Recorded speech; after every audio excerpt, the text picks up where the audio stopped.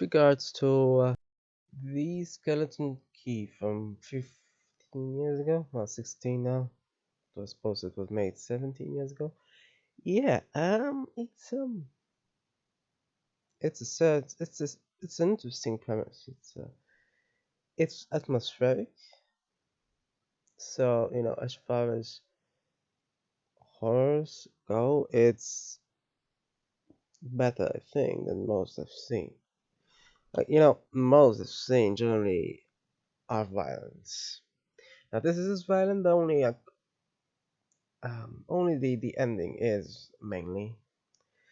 Otherwise, the rest is atmospheric, and there is a certain thing about belief, etc., and just to establish history, and the ending, of course. The ending, apparently, some didn't like it.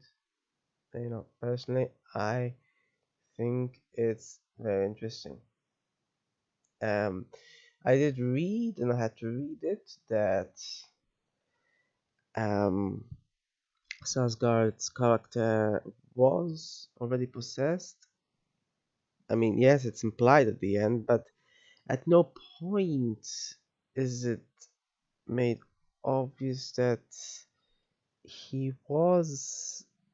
I don't know. Well, yeah, apart from the thing about her being the only one for him, etc. But not quite. I mean, you know, nobody knows essentially where his real soul ended up then, I suppose. But yeah, otherwise, wait a second.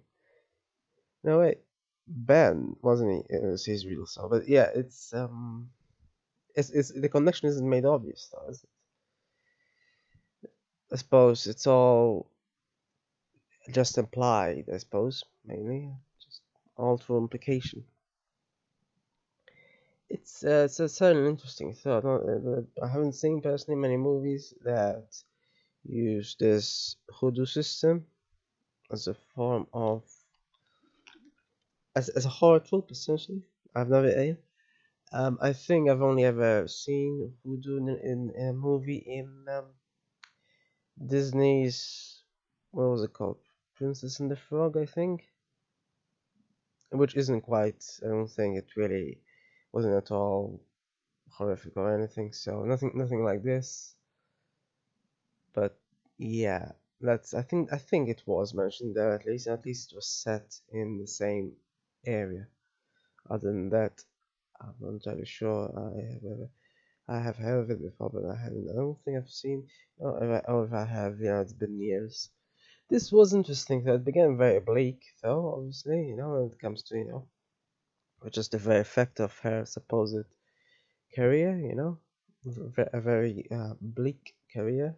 Not as in, bleak prospects when it's just bleak prospects for the clients, though. Essentially. Anyway, yeah. So, but in a way, that sort of links the fictional horror to real life, because of course that is real life, and apart from in real life there are strokes, but obviously, I mean, nobody has ever said that, or proved that strokes have been caused by spells or whatever, obviously. So that's that. But it's still interesting. It's always interesting to see when a fiction is linked to real life, to the outside world. It's a sort of, usually at least, an interesting medley, an interesting concoction, which of course, concoctions are indeed used in this movie as well. So yeah, it was interesting, I suppose. What would say? Yes, it was. Um, and yeah, it's atmospheric, and yeah, John Hurt had more than a decade to really die for real, but yeah, Violet is still alive though. Violet's actor, yeah. So obviously the other one is as well. So yeah, and anyway, as a movie, it's interesting. At any rate.